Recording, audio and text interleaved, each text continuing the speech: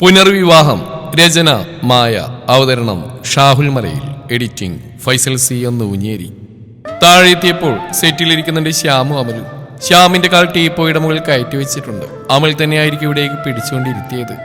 ഒരു നേരം അടങ്ങിയിരിക്കാത്ത ചെക്കന ഹോസ്പിറ്റലിൽ തന്നെ ഇരുന്നിരുന്ന് മടുത്തുപോയിരുന്നു. ഇവിടെ ആയതുകൊണ്ട് ഇനിയിപ്പോൾ എല്ലാവരും ഉണ്ട്. അവനോട് വർത്തമാനം പറയാനും ബോറടി മാറ്റാനും ഒക്കെ അമൽ കൂടെയുള്ളതുകൊണ്ട് അവന് മറ്റു ബുദ്ധിമുട്ടുകളൊന്നും ഉണ്ടാവില്ല. ഹർഷന് വലിയൊരു ആശ്വാസം തോന്നി. രണ്ടാൾ മൊബൈൽ ഫോണിൽ റീൽസ് എന്തോ കണ്ടുകൊണ്ട് ചിരിക്കുകയും സംസാരിക്കുകയും ചെയ്യുന്നുണ്ട്. മറ്റാരെയും അവിടെ കണ്ടില്ല. അവൻ താഴേക്ക് ചെന്നപ്പോഴാണ് രണ്ടാളും ഫോണിൽ നിന്ന് മുഖം ഉയർത്തിയത്. ആ ഏട്ട വന്നല്ലോ, ഏട്ടൊന്നില്ല ഏറ്റ എണീക്കാൻ? ശ്യാം ചോദിച്ചു. എല്ലാവരും കൂടെ? ശ്യാമിനോടൊന്ന് മോളി അമലിനോട് കൂടി അവൻ ചോദിച്ചു. അച്ഛൻ ഹോട്ടലിൽ പോയി ഹർഷൻ ചേട്ടാ, ബാക്കി എല്ലാവരും കൂടെ ഉണ്ട്. അവനോട് പറയുകയും ഉറക്കെ അമ്മയെ വിളിക്കുകയും ചെയ്തു അമൽ. അമ്മേ, ആന്റി, ഹർഷൻ ചേട്ടൻ ചോദിക്കുന്നു. ഹർഷനാകെ ചടപ്പ് തോന്നി. വെറുതെ ചോദിച്ചാണ്. അപ്പോഴേക്കും മൈക്ക് വെച്ച പോലെ വിളിച്ചു. ഹർഷൻ ശ്യാമിനെ നോക്കിയപ്പോൾ അവൻ ഏട്ടനെ മനസ്സിലാക്കിയ പോലെ ആക്കി ചിരിക്കുന്നുണ്ട്. ഹർഷൻ കൂർപ്പിച്ച് നോക്കിയവനെ. ആ നീ പോവാൻ റെഡിയായോ? രാധിക ചോദിച്ചുകൊണ്ട് അങ്ങോട്ടേക്ക് വന്നു. പുറകിൽ തന്നെ സന്ധ്യയുണ്ട്. വാ ഹർഷ, വന്ന് കഴിക്കും. സന്ധ്യ അവനെ കഴിക്കാൻ വിളിച്ചു. അമ്മയുടെ കൂടെ തന്നെ ഡൈനിങ് ടേബിളിനടുത്തേക്ക് നടന്നു അവൻ. എല്ലാവരും കഴിച്ചോ? അവൻ ചോദിച്ചു. ഇല്ലടാ, ഞങ്ങൾ കുറച്ച് കഴിഞ്ഞ് ഒരുമിച്ച് ഇരുന്നോളാം, രാധിക പറഞ്ഞു. ഹർഷൻ ഇരുന്നു. ടേബിളിന് മുകളിൽ തന്നെ മൂടി വെച്ച ബ്രേക്ക്ഫാസ്റ്റ് വിളമ്പിക്കൊടുത്ത് സന്ധ്യ. പിന്നെ ചായ എടുക്കാനേ അടുക്കളയിലേക്ക് തന്നെ പോയി. ലേറ്റായി അമ്മേ, ശ്യാമിന്റെ കാര്യങ്ങൾ അമ്മ മാനേജ് ചെയ്യില്ലേ? ഉറങ്ങിപ്പോയി. കഴിച്ചു തുടങ്ങിക്കൊണ്ട് അവൻ ചോദിച്ചു. അതൊക്കെ ഞാൻ ചെയ്തോളാട്ടാ, നീ ടെൻഷൻ ആവണ്ട. എന്തോ ഭയം കൊണ്ടാ എനിക്കെങ്കിലും ഇതിൽ ഒതുങ്ങിയത്. രണ്ടാൾക്കും ഒരുപോലെ വയ്യാണ്ടായിരുന്നെങ്കിൽ എന്ത് ചെയ്യായിരുന്നു? രാധിക പറഞ്ഞു കേട്ടപ്പോൾ ഹർഷന്റെ മനസ്സിലാത് തന്നെയായിരുന്നു. അറിയാതെ അവനെ നെടിയുറപ്പിട്ടു. പിന്നെ വീണ്ടും അമ്മയെ നോക്കി. ഇപ്പൊ എങ്ങനെയുണ്ട് കൈമുട്ടിലെ വേദന? വേറെ എന്തെങ്കിലും ബുദ്ധിമുട്ടുണ്ടോ? ഇല്ല എൻ്റെ ചെക്ക, വേദനയൊക്കെ നല്ല കുറവുണ്ട്. 2 ദിവസം കൊണ്ട് അതൊക്കെ മുഴുവനായിട്ടങ്ങ് മാറും. മരുന്ന് പിടിക്കുന്നുണ്ടല്ലോ. എന്തെങ്കിലും ഉണ്ടെങ്കിലും പറയാമേ, ആ വീണ്ടും ഓർമ്മിപ്പിച്ചു. അപ്പോഴേക്കും സന്ധ്യ ചായയുമായി വന്നു. ചായ അവനടുത്തേക്ക് വെക്കുന്ന നേരം അവനൊന്ന് പുഞ്ചിരിച്ചു. ആന്റി, ബ്രേക്ക്ഫാസ്റ്റ് നന്നായിട്ടുണ്ട്, നല്ല രുചിയുണ്ട്. അവനത് പറഞ്ഞപ്പോൾ സന്ധ്യക്കാതെ സന്തോഷം തോന്നി. ആണോ മോനെ? മോന് ഇഷ്ടമാണോ ഇടിയപ്പം? അവരുടെ സംസാരം കുറച്ചങ്ങനെ നീണ്ടുപോയി. ഈ നേരം അടുക്കളയിൽ തന്നെ ചുറ്റിത്തിരിഞ്ഞ് നിൽക്കുകയാണ് വേണി. അവന് മുന്നിലേക്ക് പോകാതെ മാറി നിൽക്കുകയാണ് അവൾ. എങ്കിലും ഹാളിലെ വർത്തമാനങ്ങൾക്ക് ചെവിയെടുക്കുകയും ചെയ്യുന്നുണ്ട്. ഹർഷൻ കഴിച്ചുകഴിഞ്ഞ് സ്റ്റേഷനിലേക്ക് ഇറങ്ങിയതിന് ശേഷമാണ് പിന്നെയുള്ള അവിടെ നിന്ന് ഇറങ്ങിയത്. എന്റെ വേണി, നീ ഇത് കുറെ നേരം എന്തോ പറയാണ്ടെന്ന് പറഞ്ഞിരിക്കുന്നു, പറയുന്നുണ്ട് ഈ പറ. ദേഷ്യം പിടിച്ചിരുന്നു അഞ്ജനക്ക്. കോൾ അറ്റൻഡ് ചെയ്തപ്പോൾ തുടങ്ങിയതാണ് ഒരു കാര്യം പറയാണ്ടെന്ന് പറഞ്ഞിട്ട്. അതില്ലേ ഇതില്ലേ ഏടാ എന്നും പറഞ്ഞിരിക്കുന്ന എല്ലാ കാര്യം പറയുന്നില്ല. നീ ചൂടാവാതെ, ഞാൻ പറയില്ലേ, പിന്നെ നീ കളിയാക്കരുത് എന്നെ. വേണി അവൾക്ക് ദേഷ്യം പിടിച്ചൊന്നും കാര്യം പറയാൻ തന്നെ തീരുമാനിച്ചു. ഓ ഇല്ല, പറയുന്നുണ്ട് ഈ പറ. അങ്ങനെയൊക്കെ പറഞ്ഞെങ്കിലും ഇവളീ മസിൽ പിടിച്ചും മടിച്ചും മനസ്സിലിട്ട് നടക്കുന്ന എന്താണെന്ന് അറിയാൻ അഞ്ജനക്ക് നല്ല ത്വരയുണ്ട്. എടാ, ഞാനൊരു സ്വപ്നം കണ്ടടാ. എന്ത് സ്വപ്നം? ഇതാണോ കാര്യം എന്നോർത്തുകൊണ്ട് അഞ്ജന ചോദിച്ചു. എടാ അതില്ലേ. വേണി ശബ്ദം പിന്നെയും താഴ്ത്തി. ഞാനില്ലേ അതില്ലേ പിന്നില്ലേ. ഒന്ന് പറയുന്നുണ്ടോ? ഹർഷൻ ചേട്ടനെ ഞാൻ സ്വപ്നം കണ്ട് ചേട്ടൻ എന്നെ കിസ് ചെയ്യുന്നത്. വേണി മടിച്ച് കാര്യം പറഞ്ഞു. അഞ്ജന ഒന്ന് അമ്പരന്നു. അതിന് നീ അങ്ങേരായിട്ടൊരു അവിഹിതം പോലും ഇല്ലല്ലോ. അഞ്ജന ഉള്ളിൽ അമ്പരപ്പം മറച്ചു പിടിച്ചില്ല. എനിക്കറിയില്ല ഇതെങ്ങനെയാ കണ്ടേന്ന്. എനിക്കിപ്പോൾ ആളുടെ മുന്നിൽ പോകാൻ തന്നെ എന്തോ പോലെയാ. എന്തോ പോലെ? നീ ഇവിടെ സ്വപ്നം കണ്ട ആൾക്കാരില്ലല്ലോ, പിന്നെ എന്തിനാ മുന്നിൽ പോവാതിരിക്കുന്നത്? അതോ ഇനി നിനക്ക് അങ്ങനെ ഒരു വല്ല പ്രേമം ഉണ്ടോ മോളെ? സത്യം പറഞ്ഞു, നിനക്ക് അയാളോട് പ്രേമമല്ലേടീ? അവൾ ചോദിച്ചു കേട്ട് വേണി പകച്ചുപോയി. ഒന്ന് പോടി, എനിക്കങ്ങനെയൊന്നുമില്ല, ഞാൻ അങ്ങനെയൊന്നും കണ്ടിട്ടില്ല ആളെ. വേണി അപ്പോൾ തന്നെ അത് തീർത്തു. എന്നിട്ടാണല്ലോ ഉമ്മ വെച്ച സ്വപ്നം കണ്ട്. അല്ല, എവിടെയായിരുന്നു കിസ് ചെയ്തേ? അഞ്ജന പിന്നെയും കിള്ളി ചോദിച്ചു. അത് ചുണ്ടിലെ ഫ്രഞ്ചായിരുന്നോ? വേണി അത് പറഞ്ഞതും അവൾ നീട്ടി വിളിച്ചു. നീ എന്നെ കളിയാക്കില്ല കേട്ടോ, എനിക്കറിയോ ഞാൻ എന്താ ഇപ്പം ഇങ്ങനെ സ്വപ്നം കണ്ടെന്ന്. ഇപ്പൊ തന്നെ എനിക്ക് പേടിയും ചമ്മലൊക്കെ കൂടി വരുമോ. അവരാണെങ്കിൽ ഇനി പുതിയൊരു വീട് ശരിയാകുമ്പോൾ ഇവിടെ തന്നെ ഉണ്ടാവും. ഞാനിപ്പോ എന്ത് ചെയ്യുന്ന? വേണി അവിടെ ആകുലതകളെല്ലാം കൂട്ടുകാരിയോട് പങ്കുവെച്ചു. അഞ്ജനക്ക് അതെല്ലാം കേട്ടപ്പോൾ പാവം തോന്നി. ഇങ്ങനെയൊരു പെണ്ണ്. എൻ്റെ വേണി, ഇത്ര ചമ്മയെ പേടിക്കൊന്നും വേണ്ട. എന്തെല്ലാം കൂറ സ്വപ്നങ്ങൾ കാണുന്നവരാ നമ്മള്. ഇതും അതുപോലെ ഒരു സ്വപ്നം. പിന്നെ കിസ് ചെയ്ത ആൾക്ക് നിനക്ക് പരിചയമുള്ളവരുടെ മുഖം വന്നുപോയി. ഞാൻ തന്നെ ടോവിനെയെ പ്രേമിക്കുന്ന കല്യാണം കഴിക്കുന്ന എത്ര തവണ സ്വപ്നം കണ്ടിരിക്കുന്നു. ഇതും അത്രയൊക്കെ ഉള്ളൂ. അഞ്ജന പറഞ്ഞു കേട്ടപ്പോൾ വേണിക്ക് മനസ്സൊന്ന് ശാന്തമായ പോലെ തോന്നി. താൻ ചിന്തിച്ചൂട്ടി അത്രയും കോംപ്ലിക്കേറ്റഡ് ആക്കാൻ ഒന്നുമില്ലെന്ന് തോന്നിയവൾക്ക്. അപ്പോ കണ്ടതിൽ കുഴപ്പമൊന്നുമില്ല അല്ലേ? വേണി പിന്നെയും ചോദിച്ചു. ഇല്ല എൻ്റെ പെണ്ണെ, നീ വേണി ഇനിയും കണ്ടോ? അല്ല എന്നിട്ട് എങ്ങനെയുണ്ടായിരുന്നു ഫ്രഞ്ച്? ചിപ്പോടി കുരുത്തം കിട്ടവളെ. വേണി ചിരിച്ചും കള്ളക്കലിപ്പോടെയും പറഞ്ഞപ്പോൾ അപ്പുറത്തുനിന്ന് ഉറക്കെ പൊട്ടിച്ചിരിച്ചു അഞ്ജന. വേണിയും ചിരിച്ചുപോയി. കുറച്ചേഴും ചിരിയെല്ലാം ഒതുങ്ങിയതും അഞ്ജന പറഞ്ഞു, ഇപ്പൊ ഓക്കെ അല്ലേ എൻ്റെ മോള്? വേണി ചിരിയോടെ അതേന്ന് മോളി. അപ്പിനി മാറി നടക്കി ആലോചിച്ചിരിക്കൊന്നും വേണ്ട. ഇനി അങ്ങനെ തന്നെ കണ്ടിന്യൂ ചെയ്താൽ അവർക്ക് വേറെ പലതും ചിന്തിച്ചു കിട്ടും. സോ മോള് ഹാപ്പി ആയിട്ട് എല്ലാവരോടും അർജുൻ ചേട്ടനോടായാലും പഴയ പോലെ തന്നെ സംസാരിക്കാൻ പെരുമാറുകയും ചെയ്യണം. ഓക്കെ? Yes okay. വേണി ചിരിയോടെ തന്നെ സമ്മതിച്ചു. ആ കോൾ അവസാനിപ്പിക്കുമ്പോൾ വേണിക്ക് വലിയൊരു ആശ്വാസം തോന്നി. അങ്ങനെ ഒരു സ്വപ്നം കണ്ട മുതൽ കുറേയധികം ചിന്തകൾ തന്നെ അലട്ടിയിരുന്നു. ഡിവോഴ്സിയായ ഒരു പെൺകുട്ടിയെ അടുത്തറിയാവുന്ന ഒരു പുരുഷൻ ചുംബിക്കുന്നതായി സ്വപ്നം കാണുക എന്നൊക്കെ വെച്ചാൽ താനൊരു മോശം പെൺകുട്ടിയാണോ എന്ന് പോലും ഇടയ്ക്കെപ്പോഴോ ചിന്തിച്ചു പോയിരുന്നു. ഇനി തന്നെ മനസ്സിലായവളോട് എവിടെയെങ്കിലും ഒരു ഇഷ്ടമോ താല്പര്യമുണ്ടോ എന്നൊക്കെ ചിന്തിച്ച് ഭയന്നു പോയി. നാണക്കേടും ചമ്മലും വേറെയും. തൻ്റെ മനസാക്ഷിയുടെ മുന്നിൽ തൊലിയൊരിഞ്ഞ പോലെയായിരുന്നു ഇത്ര ദിവസവും. ഇപ്പോൾ എത്ര സമാധാനമാണ്. അഞ്ജനയോട് അവൾക്ക് ഒരുപാട് സ്നേഹം തോന്നി. വേണി ആ ഒരു സന്തോഷത്തോടെ റൂമിൽ നിന്ന് പുറത്തിറങ്ങി.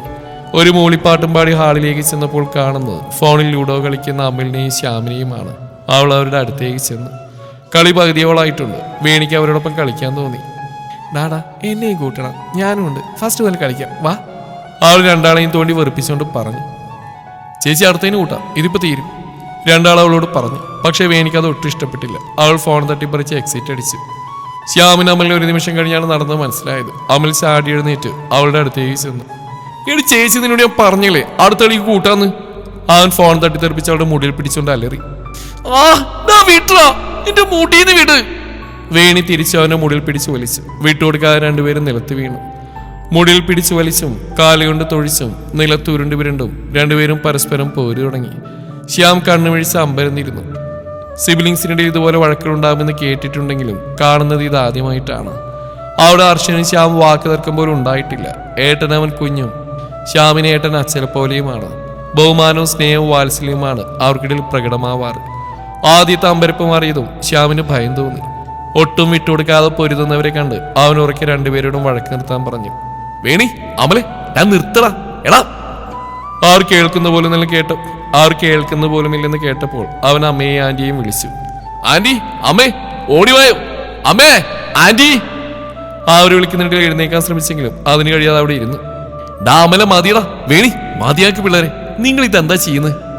ശ്യാം വിളിച്ചു പറയുന്നത് കേൾക്കുന്നുണ്ടെങ്കിലും രണ്ടുപേരും അതിലൊന്നും ശ്രദ്ധിക്കാൻ നിന്നില്ല. തല പറഞ്ഞു പോരുന്ന വേദന എടുക്കുന്നുണ്ടെങ്കിലും വിട്ടുകൊടുക്കാൻ രണ്ടാളും തയ്യാറായിരുന്നില്ല. മുടി നല്ലപോലെ വേദന തോന്നിയതും വേണി അറ്റകൈ പ്രയോജനം നടത്തി. അമലിന്റെ തോളിൽ ആഞ്ഞൊരു കടി കൊടുത്തവൾ. അവൻ കാറിക്കൂറി. അവളിൽ നിന്ന് പിടിയച്ചുകൊണ്ട് തോളിൽ പൊത്തിപ്പിടിച്ച് അവൻ കുനിഞ്ഞിരുന്നു. അടുക്കള തോട്ടത്തിൽ പാകമായ വെണ്ടക്കയും വഴുതനയും പറിച്ചെടുത്ത് മഴയിൽ ചീഞ്ഞതും നശിതമായ ചെടികളും കായ്കളും മാറ്റിയൊരുക്കിയിരുന്ന രണ്ടമ്മമാരും അമലിന്റെ നിലവിളി കേട്ട് ഞെട്ടി. രണ്ടാളും വീട്ടിലേക്ക് ഓടി. മലർന്നിരുന്ന് കിതപ്പടക്കുന്നവൾ മെല്ലെ എണീറ്റിരുന്നു. അമൽ ഇപ്പോഴും കുനിഞ്ഞിരിക്കുക തന്നെയാണ്. സെറ്റിൽ ശ്യാമാണിൽ അന്തം വിട്ട് പേടിച്ച് പകച്ചിരിക്കുന്നുണ്ട്. അവൾ മുഖത്ത് പറന്ന് കിടന്ന മുടി മുഖത്തു നിന്നും മാറ്റി നോട്ടം ശ്യാമിലൂടെ അലസമായി ഡോറിനടുത്തേക്ക് ചെന്നു. യൂണിഫോമിൽ പകച്ചിരിക്കുന്നവനെ കണ്ട് അവളുടെ കണ്ണു മിഴിഞ്ഞു. ഹർഷനാകെ അമ്പരന്ന് പോയിരുന്നു അകത്തളത്തെ കാഴ്ചയിൽ. സ്റ്റേഷനിൽ നേരത്തെ ഇറങ്ങിയതായിരുന്നു അവൻ. വീട്ടിൽ വന്ന് കയറിയപ്പോൾ കാണുന്നോ നിലത്തുരുണ്ട് മറിഞ്ഞ് അടികൂടുന്ന വേണിയെ അമലിനെയും. കാര്യം മനസ്സിലാക്കാൻ തന്നെ ഒരു നിമിഷം വേണ്ടി വന്നു അവന്. ശ്യാം അവിടെ ഇരുന്ന് നിർത്താൻ പറയുകയും അമ്മയും ആന്റിയും വിളിക്കുകയും ചെയ്യുന്നുണ്ട്. അവൻ പക്ഷേ തന്നെ കണ്ടിട്ടില്ല. അവനെന്നല്ല മറ്റു രണ്ടുപേരും കണ്ടിട്ടില്ല. ഇടപെടണോ വേണ്ടയോ എന്ന് സംശയിച്ചു നിൽക്കുമ്പോഴാണ് വേണിയുടെ കടിയും അമലിന്റെ അലർച്ചയും. തൊട്ടടുത്ത നിമിഷം തന്നെ അവൾ കാണുകയും ചെയ്തു. കണ്ണുമിഴിച്ചിരിക്കുന്നവളെ കണ്ടപ്പോൾ അവനുള്ളിൽ എവിടെയോ ഒരു ചെറുപുഞ്ചിരി പൊട്ടുകയും ചെയ്തു. എന്താ പറ്റിയേ? സന്ധ്യ അടുക്കളയിലൂടെ ഓടിക്കയറുമെന്നോട് ചോദിച്ചു. പിന്നാലെ തന്നെ രാധികയും. ഡോറിനടുത്ത് നിൽക്കുന്ന അർഷനാണ് അവരുടെ കണ്ണിൽ ആദ്യം പെട്ടത്. അവന് നോട്ടം പോകുന്നിടത്തേക്ക് നോക്കിയപ്പോഴാണ് വേണി അമലും തറയിലിരിക്കുന്നത് കണ്ടത്. അമ്മ വന്നതും വേണി പതിയെ നിലത്തുനിന്ന് എണീറ്റു. അമലാവട്ടെ ഉച്ചത്തിൽ കരയുകയും അതൊരു ഉണ്ടാക്കി കരച്ചിലാണെന്ന് കേൾക്കുന്നവർക്കെല്ലാം അറിയാനും കഴിയുന്നുണ്ട്. സന്ധ്യക്ക് ആ കോലം കണ്ടപ്പോഴേ കാര്യം പിടികിട്ടി. എന്തിനാ അമലെ കരയുന്നേ? എന്താ വാവേ, എന്താ പോയിട്ടുണ്ടായി? രാധിക കാര്യം വ്യക്തമാവാത്തതുകൊണ്ട് ശ്യാമിനോട് ചോദിച്ചു. അത് വേണി അമലും കൂടി തല്ലൂടി. അവൻ ഒറ്റ ശ്വാസത്തിലങ്ങ് പറഞ്ഞു. ചേച്ചി എന്നൊക്കെ അടിച്ചമ്മേ. അമൽ അവന്റെ ഷോൾഡർ പൊത്തി പിടിച്ചുകൊണ്ട് പറഞ്ഞു. സന്ധ്യ വേണിയൊരു നോട്ടം നോക്കി. വേണിയൊന്ന് പരിങ്ങി പുറകിലേക്ക് ഒരു ചുവട് കൂടെ വെച്ചു. ഞാൻ ചുമ്മാ അടിച്ചൊന്നല്ല, ഇവനെന്റെ മുടി പിടിച്ച് വലിച്ചിട്ടാ. എനിക്ക് വേദനിച്ചിട്ടാ ഞാൻ കടിച്ച്. ഇവനെന്തിനാ എന്നെ മുടി പിടിച്ച് വലിച്ച് വിടാൻ പറഞ്ഞപ്പോ വിട്ടുപോയില്ല. വേണി സ്വയം ന്യായീകരിച്ചപ്പോൾ അമൽ ചാടി എഴുന്നേറ്റു. ഓഹോ, നീ എന്നെ മുടി പിടിച്ച് വലിച്ചില്ലേ? നീയല്ലേ ആദ്യം തുടങ്ങിയച്ച്. അമ്മ ഇത് ഈ ചേച്ചിയുണ്ടല്ലോ, ഞാനും ശ്യാമേണ്ടും ചൂട് കളിക്കായിരുന്നു. കളി പകുതി കഴിഞ്ഞപ്പോൾ കളിക്കാൻ കൂട്ടാൻ ചോദിച്ചു വന്നിരിക്കുന്നു. ഞാനും പറഞ്ഞു, ശ്യാമേണ്ടും പറഞ്ഞു അടുത്ത കളി കൂട്ടാന്ന്. എന്നിട്ട് അത് ഇഷ്ടാവാതെ ഫോണും തട്ടിപ്പറിച്ച് ഞങ്ങൾ ഇങ്ങോട്ട് വന്ന് ഉപദ്രവിച്ചാ. അമൽ വാശിയോടെ പറഞ്ഞു. കൂടെ വേണിയെ നോക്കി പല്ലിറുമുന്നുണ്ട്. സന്ധ്യക്ക് അങ്ങ് ദേഷ്യം വന്നു. അവർ ടീ പോയിരിക്കുന്ന ടിവിയുടെ റിമോട്ട് എടുക്കാൻ കുഞ്ഞതും ആദ്യം വേണി ഓടി. അവൾ ഓടി റൂമിനുള്ളിൽ കയറി ഡോറടിച്ച് കഴിഞ്ഞപ്പോഴാണ് അമലിന് വെളി വന്ന്. കാള പോലെ വളർന്നിട്ട രണ്ടിനെ തല്ലുകൂടല്. അങ്ങ് പറമ്പിക്കേൾക്ക് അലർച്ച. മനുഷ്യനെ പേടിപ്പിക്കാനായി. ഇന്ന് ഞാൻ തീർത്തരാം രണ്ടിന്റെ ഈ കുട്ടിക്കളി. വേണി ഓടിയെന്ന് കണ്ടതും മുന്നിലുള്ള അമലിന് നേരെ പാഞ്ഞു അവർ. അടികിട്ടു മുമ്പേ അമൽ ഓടിക്കയറി അവന്റെ റൂമിലേക്ക്. ആ, രണ്ടു റൂമിൽ നിന്ന് ഇറങ്ങുമല്ലോ, ഞാൻ തരാൻ കേട്ടോ. രണിനെയും കയ്യിൽ കിട്ടിയെന്ന് മനസ്സിലായതും സന്ധ്യ വിളിച്ചു പറഞ്ഞു. ഈർഷ്യയോടെ അവൻ തിരിഞ്ഞപ്പോഴാണ് ഇതെല്ലാം കണ്ടു നിൽക്കുന്നവരെ സന്ധ്യ ശ്രദ്ധിച്ച് അവനൊരു എളിപ്പിയ ചിരിയോടെ അവരെ നോക്കി. ഇതിവിടെ പതിവാ, എന്ന് രണ്ടും കൂടെ അടിയുണ്ടാക്കും. എന്റെ കയ്യിൽ നിന്ന് രണ്ടെണ്ണം കിട്ടിയാലേ പിന്നെ നിർത്തൂ. നിങ്ങളിവിടെ ഉണ്ടല്ലോ, ഇനി എന്തൊക്കെ കാണാനിരിക്കുന്നു. അവരത് പറഞ്ഞപ്പോൾ രാധിക ചിരിച്ചുപോയി. ശ്യാമാണെങ്കിൽ ഇത് കൊള്ളാലോ എന്ന് ഓർത്തു. അല്ല, ഹർഷന് നേരത്തെയാണല്ലോ ഡ്യൂട്ടി കഴിഞ്ഞോ? സന്ധ്യ ഹർഷനോട് ചോദിച്ചു. എന്തോ ചിന്തിച്ചെന്നവൻ അവർ നോക്കി പതിയെ പറഞ്ഞു. എനിക്കൊന്ന് ട്രിവാൻഡ്രം വരെ പോകണം, ഒരു മീറ്റിംഗ് ഉണ്ട്. രാത്രിയിലെ ട്രെയിൻ തന്നെ പോകണം, ഒഴിവാക്കാനൊന്നും നിവൃത്തിയില്ല. അവൻ 3 പേരോടായി പറഞ്ഞു. രാധികയ്ക്കും ശ്യാമിനും ജോലി സംബന്ധമായ ഹർഷൻ വീട്ടിൽ നിന്ന് മാറി നിൽക്കുന്ന പരിചിതമാണെങ്കിലും ഇത്തവണ പക്ഷെ അവരുടെ മുഖം മാടിപ്പോയി. ഹർഷനത് അവരുടെ മുഖത്തൊന്നും മനസ്സിലാക്കാനും കഴിഞ്ഞു. പ്രധാനപ്പെട്ട മീറ്റിംഗ് ആണ് ഈ പൊയ്ക്ക മോനെ. ദേ, അമ്മയെ അനിയെ ഓർത്തുള്ള വിഷമാണെങ്കിൽ അതിനെക്കുറിച്ചൊന്നും ചിന്തിച്ച് ടെൻഷനാകുകയേ വേണ്ട. അവരിവിടെ ഹാപ്പി ആയിരിക്കും, സന്ധ്യ പറഞ്ഞു. ഹർഷൻ അവരെ നോക്കി പുഞ്ചിരിച്ചു. എന്നാ നിങ്ങൾ സംസാരിക്കേ, ഞാൻ മോന് ചായ എടുക്കാം. സന്ധ്യ അവർക്കൊരു പ്രൈവസി നൽകി അടുക്കളയിലേക്ക് നടന്നു. ഹർഷൻ ചെന്ന് ശ്യാമിന്റെ അടുത്തേക്കിരുന്നു. എന്നിട്ട് അമ്മയെ നോക്കി. അപ്പോൾ അവരും ചെന്ന് അടുത്തിരുന്നു. ഏട്ടാ, എപ്പോഴാ തിരിച്ചു വരിക? ശ്യാം സങ്കടത്തോടെ തന്നെ ചോദിച്ചു. നാളെ വൈകുന്നേരം തന്നെ തിരിച്ചു പോരടാ. തന്റെ ചുമലിലേക്ക് ചാരി അവനെ ചേർത്ത് പിടിച്ചുകൊണ്ട് ഹർഷൻ പറഞ്ഞു. വേഗം പോയി വരാമ്മേ, ഇവിടെ ഇവരൊക്കെയല്ലേ. അവൻ അമ്മയോടും പറഞ്ഞു. രാധികം തലയാട്ടിക്കൊണ്ട് അവന്റെ മുടിയിലൂടെ ഒന്ന് വിരലോടിച്ചു. കുറച്ചേറെ സമയം മുറിക്കുള്ളിൽ ചെലവഴിച്ച ശേഷമാണ് വേണി പുറത്തേക്ക് വന്നത്. ഹാളിൽ ശ്യാം മാത്രം ഇരിപ്പുണ്ട്. അവൾ ചുറ്റും നോക്കി നിരീക്ഷിച്ചുകൊണ്ട് അവന്റെ അടുത്തേക്ക് ചെന്നു. എടിപ്പീകരി, നീ ഇത്ര കുട്ടറായിരുന്നോ? ആ ചെക്കന്റെ കൈ എന്താടി കാണിച്ചു വെച്ചിരിക്കുന്നേ? അവളെ കണ്ടോ ശ്യാം ആശ്ചര്യം കൊണ്ടു. വേണി പല്ലുമുഴിക്കെ കാണിച്ചിരിച്ചു. ഇതൊക്കെ എന്ത്? അവന്റെ അടുത്തേക്ക് ഇരുന്നവൾ. ചെക്കന്റെ കൈ പറിച്ചെടുത്തിട്ട് അവൾ ചിരിക്കണണ്ടില്ലേ? ശ്യാം പിന്നെയും പറഞ്ഞു. വേണി വല്ലാതായി. നല്ലോണായോ? നീ കണ്ടോ? പിന്നല്ലാണ്ട് ആന്റി എന്തോ മരുന്നിട്ട് കൊടുത്തിട്ട് ഇവിടെ ഇരിക്കായിരുന്നു ഇത്രയും നേരം. ഇപ്പൊ കൈ കഴുകാൻ പോയതാ. ഓ, അത്രയല്ലേ ഉള്ളൂ. ഇതൊക്കെ ഇവിടെ സ്ഥിരം നടക്കുന്ന. വേണിയെ നിസ്സാരവൽക്കരിച്ചു. എന്നിട്ട് എവിടെ എല്ലാരും? അല്ല, നിന്റെ ഏട്ടൻ വന്നിരുന്നല്ലോ. സത്യം പറയാലോ, ഞാൻ നിന്റെ ഏട്ടനെ കണ്ട് ഞെട്ടിപ്പോയിട്ടോ. ഞങ്ങളുടെ വഴക്ക് ഹർഷൻ ചേട്ടൻ കണ്ടല്ലോ എന്ന് ഓർക്കുമ്പോഴാണ് സങ്കടം. ഏട്ടനും അന്ന് വിട്ടിട്ടുണ്ട് കണ്ടിട്ട്. ഞാനും ഏട്ടനും തമ്മിൽ ഇങ്ങനെയൊന്നും ഇല്ലല്ലോ, ശ്യാം ശരിയോടെ പറഞ്ഞു. ഇല്ലടി, ഏട്ടന് നാളെ ട്രിവാൻഡ്രത്ത് ഒഫീഷ്യൽ മീറ്റിംഗ് ഉണ്ട്, അതിന് പോവാൻ നിൽക്കുക. അമ്മയെ ഏട്ടന്റെ റൂമിലാ. അവൾ ചോദിച്ചപ്പോൾ ശ്യാം കാര്യം പറഞ്ഞു. ഹർഷൻ മീറ്റിങ്ങിന് പോവാണെന്ന് കേട്ടപ്പോൾ വേണിക്ക് പ്രത്യേകിച്ചൊന്നും തോന്നിയില്ല. എങ്കിലും ശ്യാമിന്റെ സങ്കടം പോലെ പറച്ചിൽ കേട്ടപ്പോൾ അവൾ അവന്റെ ചുമലിലൊന്ന് തട്ടി. ഷാജി വന്നതിന് ശേഷമാണ് ഹർഷൻ പോവാനിറങ്ങിയത്. ഷാജി തന്നെയാണ് റെയിൽവേ സ്റ്റേഷനിലേക്ക് കൊണ്ടുവന്നാക്കുന്നത്. ചെറിയൊരു ബാഗ് മാത്രമാണ് അവൻ എടുത്തത്. ഒരു ദിവസത്തേക്കുള്ള വസ്ത്രവും യൂണിഫോമും മാത്രമാണ് അതിലുള്ളത്. അവൻ പോകാനിറങ്ങിയപ്പോൾ എല്ലാവരും ഉമ്മറത്തേക്ക് ഇറങ്ങിച്ചെന്നിരുന്നു. ശ്യാമിനും അമ്മക്കും ചില നിർദ്ദേശങ്ങൾ കൊടുത്ത് എല്ലാവരോടും യാത്ര പറഞ്ഞ് ഷാജിയുടെ കാറിലേക്ക് കയറിയവൻ. ഗേറ്റ് കടന്ന് കാറ് മായുന്നവരെയും അവർ അവിടെ തന്നെ നിന്നു. എല്ലാവരും പതി അകത്തേക്ക് പോയപ്പോഴും ശ്യാമു രാധിക അവിടെ തന്നെ നിന്നു. പെട്ടെന്നൊരിടത്ത് ഒറ്റക്കായ പോലെ തോന്നുന്നുണ്ടായിരുന്നു അവർക്ക്. രാവിലെ രാധികയും സന്ധ്യ അടുക്കളയിൽ ഓരോ വർത്തമാനങ്ങളുമായി ബ്രേക്ക്ഫാസ്റ്റ് കഴിക്കുകയാണ്. പുട്ടും കടലുമാണ് ഇന്ന് കഴിക്കാനുണ്ടാക്കിയത്. അവർ മാത്രമേ കഴിക്കാൻ ബാക്കിയുള്ളൂ. ഷാജി വെളുപ്പിന് തന്നെ ഹോട്ടലിലേക്ക് പോയി. വേണി അമലും ശ്യാമും ബ്രേക്ക്ഫാസ്റ്റ് കഴിച്ച് ഉമ്മറത്തിരുന്ന് ഓരോ വർത്തമാനങ്ങളും തമാശകളുമായി ഇരിക്കുകയാണ്. വേണി അമലും താങ്ങി പിടിച്ചാണ് ശ്യാമിനെ ഉമ്മറത്തേക്ക് കൊണ്ടുവന്നിരുത്തിയത്. ഒരു രാത്രി കഴിഞ്ഞപ്പോൾ തന്നെ വേണി അമലും അടികൂടിയതെല്ലാം മറന്ന മട്ടാണ്. ഒരു പിണക്കമോ ദേഷ്യമോ ഒന്നുമില്ലാതെ രണ്ടുപേരുടെ ഇടപഴകലും സംസാരവും ശ്യാം ശ്രദ്ധിച്ചിരുന്നു. അവനത് അത്ഭുതം തന്നെയായിരുന്നു.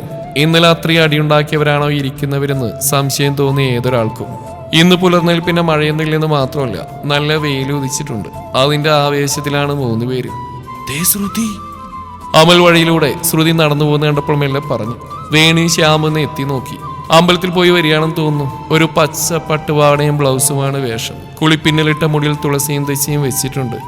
നെറ്റിയിൽ ചന്ദനവും കയ്യിൽ പ്രസാദവുമുണ്ട്. അവൾ കണ്ണിൽ നിന്ന് മറയുന്നവരെയും 3 പേര് അവളെ നോക്കിയിരുന്നു. എന്നാൽ ശ്രുതിയുടെ നോട്ട് അറിയാതെ പോലും അങ്ങോട്ടേക്ക് ചെന്നില്ല. അവൾ പോയി മറിഞ്ഞതും വേണിയും അമലും ശ്യാമിനെ നോക്കി. അവന്റെ മുഖത്ത് അങ്ങേയറ്റം പുച്ഛമാണ്. എനിക്ക് തോന്നില്ല അവളെ ഏട്ടന് വളയുന്നു. അമൽ അവന് തോന്നിയ കാര്യം തുറന്നു പറഞ്ഞു. ഓ, അല്ലെങ്കിൽ അവളെ ഞാൻ വിട്ടു. ആങ്കാരി വെറുതെ പോലും എനിക്ക് വേണ്ട. ശ്യാം മുഖം കൂട്ടി പറഞ്ഞു. ഓ, നീ എപ്പോ വിട്ടു? ലാസ്റ്റ് ക്ലാസ്സിന് പോയപ്പോഴാണ് അവൾ വളയ്ക്കുന്ന വീമ്പിളക്കിയതിലായിരുന്നു നീ? വേണി ചോദിച്ചു. എനിക്ക് ആ മൂടങ്ങ് പോയി. പിന്നാലെ നടക്കുന്നുണ്ടാകുന്നു. ആൾക്ക് നല്ല ജാടയാ. പിന്നെ എന്ത് ജാട? അതൊരു പാവം വെച്ചാ. വലിയ മിണ്ടാട്ടൊന്നുമില്ലെന്നേ ഉള്ളൂ. ആരുടെ രൂപത്തിലും പോകാതെ പഠിത്തം മാത്രം ചിന്തയായിട്ട് നടക്കുന്ന. അല്ലെങ്കിൽ തന്നെ നീ വലിയ ആത്മാർത്ഥ പ്രേമം നല്ലായിരുന്നല്ലോ, വേണി ചൊടിയോടെ പറഞ്ഞു. അല്ല, ഇനി ആവുകയില്ല. അതുകൊണ്ട് തന്നെ വിട്ട്. ഒരു പാവം കൊച്ച്. ആ പാവം കൊച്ചെടുത്തുകാരനെ അമ്മ പൊതിരെ തള്ളിയ എന്നെയാണല്ലോ. ശ്യാം കിട്ടിയ അടികൾ ഓരോന്ന് ഓർത്തെടുത്തു. അത് നിന്റെ കയ്യിലിരിപ്പിനാ. അത് നീ അവളുടെ മേലേക്ക് ഇടണ്ട. വേണി പിന്നെയും ശ്രുതിയെ പിന്താങ്ങി പറഞ്ഞു. ശ്യാം പല്ലിറുമി അവളെ നോക്കി. എന്തൊരു ഫ്രണ്ടാണടി നീ. സ്വന്തം കൂട്ടുകാരനോട് ഒരു ഇത്തിരി ആത്മാർത്ഥ പോലെ ഇല്ലാത്തവള്. നിന്റെ ചേച്ചി ഒരു ദുഷ്ട തന്നെയാടാ. അമലിനെ നോക്കി അവൻ പറഞ്ഞത്. അമൽ ചുണ്ട് കടിച്ച് ഇരിയൊതുക്കി. എന്റെ ഷാജിയേട്ടാ, എന്നാലും നിങ്ങൾ ചെയ്തൊരു കടന്ന കൈയായി പോയേട്ടാ. സ്വന്തം വീട്ടിൽ അറിയാത്ത ആളുകളെ കൂടി വിളിച്ചു കയറ്റി താമസിപ്പിക്കാന്നൊക്കെ പറഞ്ഞ വിനോദ് പറഞ്ഞു. ഷാജിയും അടുത്തന്നെ ചായ കുടിക്കായിരുന്ന രവിച്ചേട്ടൻ അവനെ നോക്കി. അതെങ്ങനെയാടാ വിനോദ കടന്ന കൈയായി പോകുന്നത്? അവൻ ചെയ്ത് നല്ലൊരു പുണ്യവൃത്തിയല്ലേടാ. ഒരു കുടുംബത്തിന് കയറി താമസിക്കാൻ ഇടം കൊടുക്കുന്ന എങ്ങനെയാടാ വിഡിത്താവുക? പിന്നെ വേറെ ആരുമല്ലല്ലോ, നമ്മുടെ സ്റ്റേഷനിലെ എസ്ഐയും കുടുംബമല്ലേ. അവൻ പറഞ്ഞ് ഇഷ്ടപ്പെടാതെ രവിച്ചേട്ടൻ പറഞ്ഞു. എന്റെ രവിച്ചേട്ടാ, നിങ്ങൾ ഇത് എന്താണ് ഈ പറയുന്നത്? ഷാജിയേട്ടനൊരു പെൺകൊച്ചി വീട്ടിലുള്ളതല്ലേ, അതും ബന്ധം പിരിഞ്ഞൊരു കൊച്ച്. ബന്ധം പിരിഞ്ഞ് എങ്ങനെയെങ്കിലും ആവട്ടെ. ഇങ്ങനൊരു അവസ്ഥയിൽ 2 ആണുങ്ങളെ വീട്ടിൽ കയറ്റി താമസിപ്പിക്കുന്നത് ശരിയാണോ? നമ്മുടെ കൊച്ചിനെയല്ലേ നമുക്കറിയാം. വന്നുകൂടിയവരെങ്ങനെയുള്ളവരാണെന്ന് ആർക്കറിയാം? അതൊരു പോലീസ്. എന്തെങ്കിലും ഉണ്ടായാലേ കൈമലത്തും. വിനോദ് വെട്ടി തുറന്നു പറഞ്ഞു. രവിച്ചേട്ടൻ അയാളെ സൂക്ഷിച്ച് നോക്കി. വിനോദേ, പോക്രിതരം പറയുന്നത് നീ. ഷാജി തന്നെ ചൂടായി. അയാൾ ഒട്ടും പ്രതീക്ഷിക്കാത്ത ഒരു കാര്യമാണ് കേൾക്കുന്നത്. ഞാനൊരു ഉള്ള കാര്യം പറഞ്ഞാണോ പോക്രിതരായത്? ഞാൻ മാത്രല്ല, ഇന്നാട്ടുകാർ മൊത്തം പറയുന്ന ഇതൊക്കെ. അല്ലേ തന്നെ ഒരു പോലീസ് ഉദ്യോഗസ്ഥനാണ് ഒരു വീടിട്ടാൻ പ്രയാസം. എന്റെ അഭിപ്രായത്തിൽ ഷാജിയായിട്ട് എത്രയും പെട്ടെന്ന് ഒരു വീട്ടിൽ നിന്ന് ഒഴിപ്പിക്കുന്നതാണ് നല്ലത്. നിങ്ങളുടെ നല്ലതിന് വേണ്ടിയാണ് ഞാൻ പറയുന്നത്. എന്നോട് വിരോധമൊന്നും വെക്കല്ലേ. മനസ്സിൽ തോന്നി ഞാൻ പറഞ്ഞു. സൂക്ഷിച്ചാ ദുഃഖിക്കണ്ട. ഷാജിയെ നോക്കി അവസാന ആണിയും അടിച്ച് രവിച്ചേട്ടനെ കൂടെ നോക്കിയതിനു ശേഷം വിനോദ് ഹോട്ടലിൽ നിന്നിറങ്ങി. അസ്വസ്ഥയോടെ നിൽക്കുന്നയാളെ രവിച്ചേട്ടൻ വല്ലായ്മയോടെ നോക്കി. അത് വിട്ടുകളയണോ? നാട്ടുകാർക്ക് എന്താ പറയാൻ കഴിയാത്തത്? അതിനെല്ലാം തലവെച്ച് അതിന് മാത്രമേ നേരം കാണൂ. താനാവൻ പറയുന്നൊന്നും മനസ്സിൽ വെക്കണ്ട. നമ്മുടെ സ്റ്റേഷനിലെ പിള്ളച്ചേട്ടൻ എനിക്കറിയുന്നല്ലേ. SI സാർ ആൾ നേരെ നേരെ പോകണമെന്ന് അങ്ങേര് എന്നോട് പറഞ്ഞല്ലേ. അതുകൊണ്ടല്ലേ ഇങ്ങോട്ടേക്ക് പണിഷ്മെന്റ് ട്രാൻസ്ഫർ ആയി വന്ന്. എൻ്റെ ഇടോ അതുമല്ല, ഇന്നലെ കൂടി പിള്ളച്ചേട്ടൻ എന്നോട് പറഞ്ഞ് SI കൊണ്ടൊരു വീട് അന്വേഷിക്കുന്നുണ്ടെന്നാ. അയാൾക്ക് വേറെ വല്ല ഉദ്ദേശം ഉണ്ടായിരുന്നെങ്കിൽ ഇപ്പൊ വേറെ വീട് അന്വേഷിക്കണോ? ഷാജി രവിച്ചേട്ടനെ നോക്കി. അയാൾ പറയുന്ന കേട്ടപ്പോൾ ഷാജിക്ക് ചെറിയൊരു ആശ്വാസം തോന്നി. ആടോ, ഇനി തനിക്കത്രയ്ക്ക് ടെൻഷനാണ്. ഇതേ ഒരു വീടുണ്ടോ എന്ന് ഞാൻ കൂടി ഒന്ന് നോക്കട്ടെ. ഇപ്പൊ എന്തായാലും താൻ ആ വിവരദോഷി പറഞ്ഞും കേട്ട് ആ കുടുംബത്തിനോട് ഇഷ്ടക്കേട് കാണിക്കണ്ട. രവിച്ചേട്ടൻ അയാളുടെ തോളിൽ തട്ടി ഉപദേശിച്ചു. എങ്കിലും വിനോദ് പറഞ്ഞെല്ലാം ഷാജിയുടെ മനസ്സിൽ തന്നെ ഉണ്ടായിരുന്നു. നാട്ടുകാർ ഈ വിധം സംസാരിക്കുന്നുണ്ടോ എന്നാണ് അയാൾ ഏറെ അലട്ടിയത്. അല്ലാതെ ഹർഷനെയോ ശ്യാമിനെയോ തന്റെ മക്കളെ അയാൾക്ക് വിശ്വാസിക്കേടോ മറ്റോ ഇല്ല. താൻ മുൻകൈയെടുത്താണ് അവർ വീട്ടിലേക്ക് കൊണ്ടുവന്ന്. അത് മാനസിക പരിഗണന കൊണ്ടോ അലിവ് കൊണ്ടോ വേണിയുടെ കൂട്ടുകാരന്റെ കുടുംബമായതുകൊണ്ടോ മാത്രമല്ല, കുറച്ച് നാളുകൊണ്ട് തന്നെ ആ വീട്ടിലെ ഓരോരുത്തരും അവരുടെ പ്രവൃത്തിയിലൂടെ തന്നെയും തന്റെ വീട്ടുകാരുടെയും ഹൃദയം കീഴടക്കിയതാണ്. ആ സ്നേഹം തന്നെയാണ് ഒരു മോശാവസ്ഥയിൽ അവരെ ചേർത്ത് പിടിക്കാൻ പ്രേരിപ്പിച്ച്. എന്നാൽ ആ കാരണം കൊണ്ട് തന്റെ മകൾക്കൊരു ബുദ്ധിമുട്ടോ ചീത്ത പേരോ ഉണ്ടാവുമെന്ന് തനിക്ക് സഹിക്കാനാവില്ല. ഷാജി വീട്ടിലേക്ക് മടങ്ങുമ്പോൾ ചിന്തകൾ അലട്ടിയിരുന്നവയാളെ. തുടരും ഈ കഥയുടെ ബാക്കി ഭാഗം നാളെ ഇതേ സമയം.